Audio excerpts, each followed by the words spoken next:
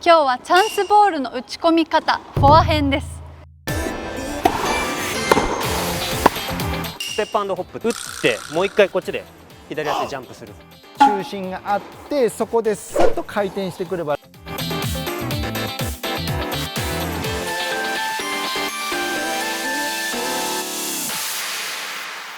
皆さんこんにちは、きわです。今日はチャンスボールの打ち込み方、フォア編です。小野田プロ、高尾プロ、よろしくお願いします。よろしくお願いします。よろしくお願いします。どうですか、タイミング、ボールを捉えるタイミングとかなんか意識してることあります？僕はね、結構貯めるタイプなんです。打つ前に貯めて相手見てから打つタイプなんで、流れであんまりいかないですね。じゃあ決め打ちじゃなくて、ある程度相手の動きとかを見てからこう選択する。はい、場合によってはこうアプローチしなきゃいけない時もありますけど、それでもしっかり貯めてから打っていくタイプですね。そこをね、結構なあなあとこうダラダラいくと、あんまりいいボールにならなかった経験の方が多いんですよ。だからそこはね、しっかり打っていった方が距離も短いから、逆に打たないとふかしちゃう。ちょっと危険なショットでもありますよね、高さによっては。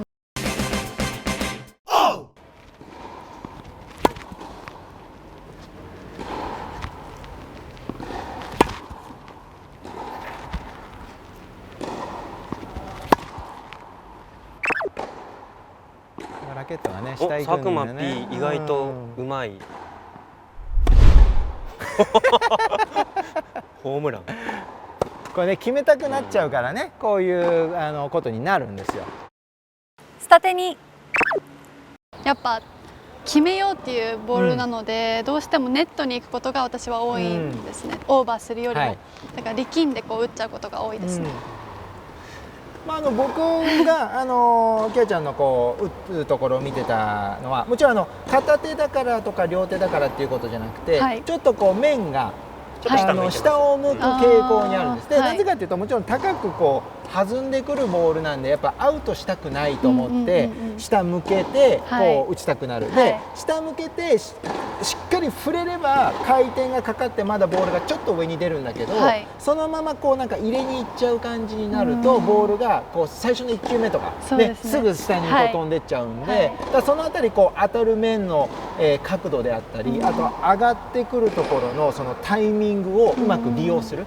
あまりにもこう引き込みすぎると、今度ボールにエネルギーがなくなって自分の力で打たなきゃいけなくなってくるから、そのあたりはやっぱ女性ということもあって、うまくタイミングを僕は利用してほしいなと思います。ベースは少し今下向いてましたもんね。ちょっとね、こう構えてた時からかなり下に向くっていう傾向がありましたよね。フォローが逆に大きくなれば飛んでいくんですけど、ここもまた小さくなっちゃうんでね、スイングの幅がやっぱちっちゃいんですよね。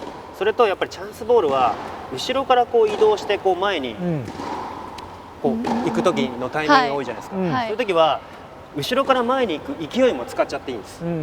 ここで止まってくるって回るよりかは、ここから勢いを打ったままアプローチに行くぐらいの、そういうリズム感があるようなステップの方が、下から後ろからこう前に行く力もしっかり使えるのかなっていう。ちょっとじゃあ小野田プロにね、その動きを少し重視してやってもらいましょうか。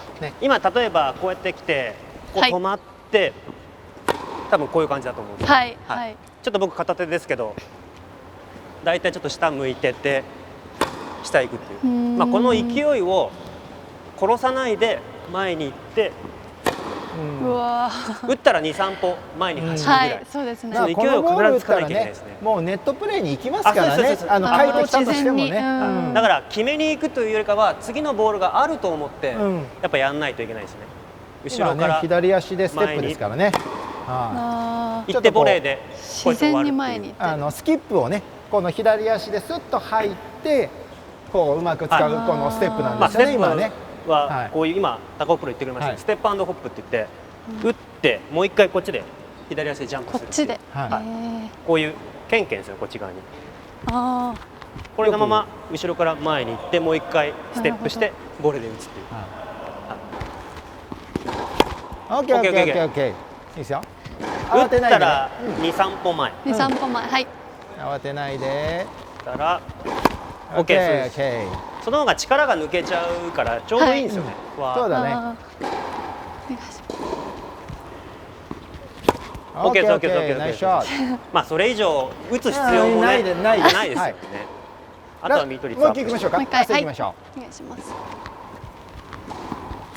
う。オーケー OK です。いいです。方向性もいいし、ボールの勢いもいいですね。いいですね。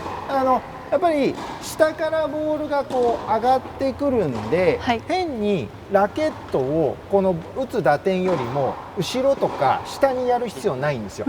そうすると下にやっちゃうと、はい、スピンをかけようと思っちゃって逆にここから上に打つ必要はあんまりないんですよね。だから池ちゃん今さっきの何球か打ったよりも、はい、しっかりこのラケットがセットが高いところにあったから高いとこからでも自然にちょっとね落ちるんで、あれぐらい上に上げといていいと思います。だから僕もこうねチャンスボール来た時はやっぱり気をつけるのはラケットを絶対上に構える、上に構えといて、大体打つ、ね、頭の位置ぐらいでセットアップを高くして、高く低く終わるっていう、最初が低いと上げなきゃいけないからスピン量だけが上にっていうのはないんだよね。あまりこう下から上にとかっていうのはこの低いボールで例えばここの低いところに来たらこの低いところからアプローチはもちろんラケットするけども、高いところから下手したらねもう上から下に打ちつけるようなイメージで上に構えておいてもうこのままちょっと下に打つぐらいの方がもしかしたら楽かもしれない。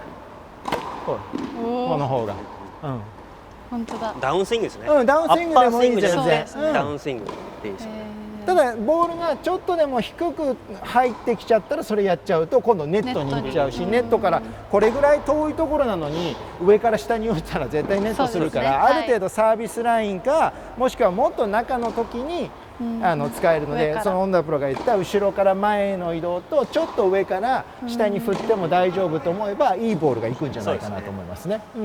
あと意外とやっぱり向こうのベースラインとここの距離が短いから、小さくフォローする下がっちゃう人が多いと思うんですけど、逆に長くした方が、だいたいこの辺の位置の打点はフォロー終わった後大きい方が入る、ここを小さくするとやっぱ詰まったりミスするっていう、まあ僕らの経験上ですけど、ただこのねここのスイングはやっぱり速くなきゃいけないから、ゆっくり大きいと今度ボールが落ちなくなっちゃうから。振るんだけどもラケットヘッドがガッと最後も自分の方にこう巻き込むっていうか引っ張ってくるイメージも欲しいんだよね。ただこう向こうの相手側にっていうだけじゃない方がいいと思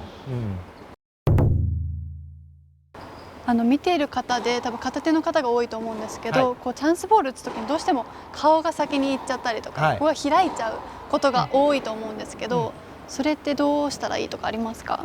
やっぱ特にグリップをある程度厚く握ってる方なんかはある程度正面を向いて打つと思うんですね。打つ時には、当たる時にはこれが完全に横向いて打つっていうのはほぼありえないので正面は向くんですけど、顔そのものがいわゆる重心そのものがこうずれたりまたこう打ちに行って構えてパッと構えました。その時にもう顔がもう前の方向に先に流れたりするとこのラケットが出てこないんですよね。うまくここが中心があってそこでスッと回転してくればラケットもうまくいくんですけど、やっぱそれは結構多いですね。やっぱどうしてもねこれね結構気持ちの部分大きいよね。先走って打っちゃうし、相手もちょっと崩れてオープンコートできてるなっていう感じで早く決めなきゃっていう気持ちがそういうふうにさせちゃうのも事実なんですよね。そこは相手をしっかり見て、僕だったら貯める時間を作って相手見てからしっかりここで打つっていう意識をやっぱ持った方がいいと思います。顔が今高尾プロ言いましたけど、顔が先に行く、もしくは顔が上がるとかもあるんですよ。ありますね。上がるっていうのはここに力が入ってるから早く通さなきゃいけないと思って顔が上がるっていう、ここも力力んでる人もいますけど、基本的にはこの辺が力入って腕を通さなきゃいけないと思ってヘッドが上がる。そうすると頭とラケットの距離が遠くなるでしょ。遠くなるとラケットが重く感じるからキュッて握っちゃう。そうするとフェースが開いちゃう。そういう連鎖反応が負の連鎖があるとダメなんですよ。ここは。まあねこういったこともね踏まえながらぜひやっていただきましょうか。はい。じゃあ行きましょ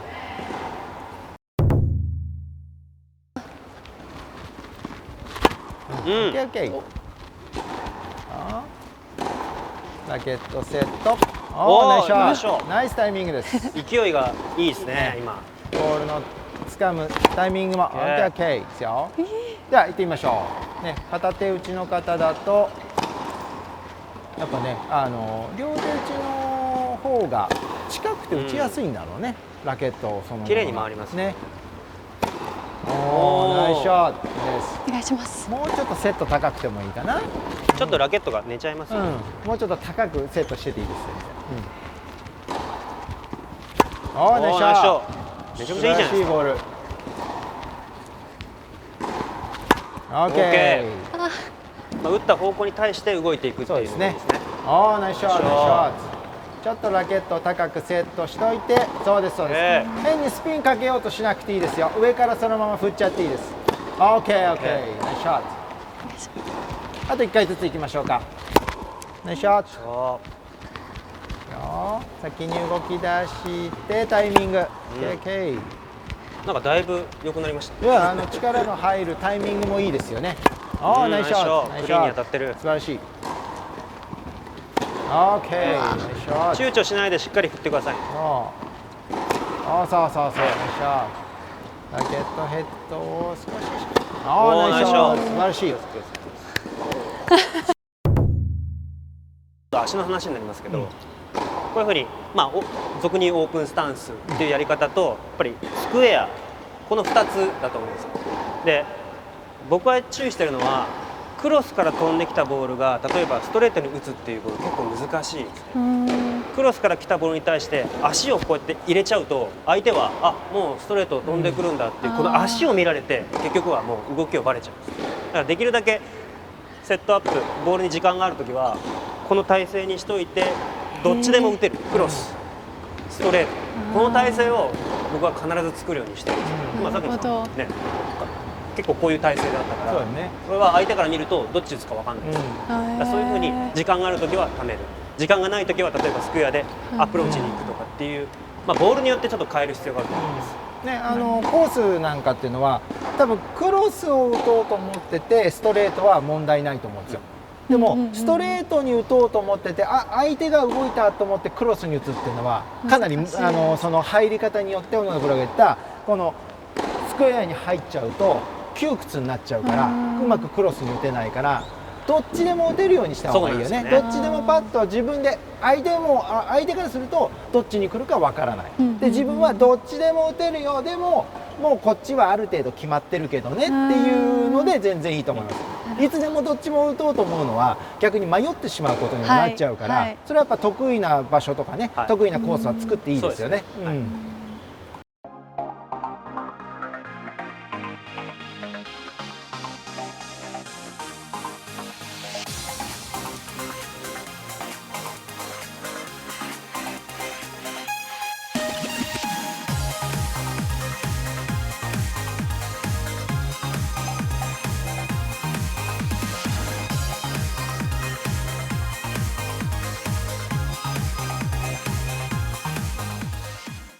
以上、チャンスボール打ち込み方フォア編でした。